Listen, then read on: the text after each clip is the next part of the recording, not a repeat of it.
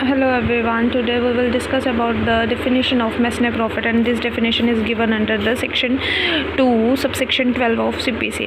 ठीक है, mesne profit होता क्या है? हम इस definition को इसलिए पढ़ रहे हैं क्योंकि जो mesne profit वर्ड है ये हमारे पास बहुत जगह पर यूज़ किया जाता है, तो हमें इसका मतलब पता होना चाहिए. ठीक है, mesne profit होता क्या है? बेसिकली mesne profit एक ऐसा प्रॉफिट होता है जब कोई पर्सन किसी पर्सन को जिसके पास क्या है प्रॉपर्टी का राइट है, उसके पास पोजेशन है, उसको उसकी प्रॉपर्टी से डिस्पोजेस्ट कर देता है एंड उस प्रॉपर्टी में से वो क्या कर रहा है, कुछ मतलब प्रॉफिट को गेन कर रहा है. उस चीज़ को हम बोलते हैं mesne प्रॉफिट. बट जब mesne प्रॉफिट होता है उसके अंदर ऐसी चीज़ें इंक्लूड नहीं की जाती, जैसे कि अगर किसी पर्सन ने किसी को डिस्पोजेस कर दिया उसकी प्रॉपर्टी में से एंड देन वो डिस्पोजेस तो कर दिया, अब उसके बाद वो क्या कर रहा है, उसमें कुछ इम्प्रूवमेंट्स कर रहा है उस प्रॉपर्टी में, और उस इम्प्रूवमेंट की वजह से उसको क्या हो रहा है, गेन हो रहा है. तो उस चीज़ को हम mesne प्रॉफिट के अंदर इंक्लूड नहीं करेंगे.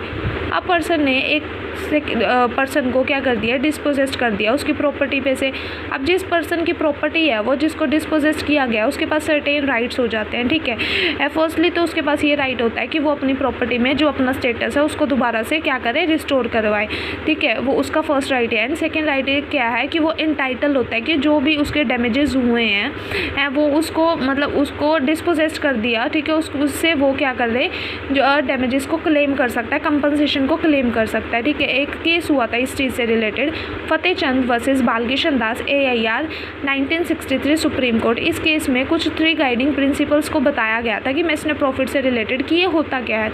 तो फर्स्टली mesne प्रॉफिट वो वाला प्रॉफिट होता है जब किसी पर्सन को किसी की प्रॉपर्टी, किसी पर्टिकुलर पर्सन को जिसके पास प्रॉपर्टी है, उसके पास राइट है, उसके पास पोजेशन है, उस पे से उसको क्या कर दिया, डिस्पोजेस्ट कर दिया.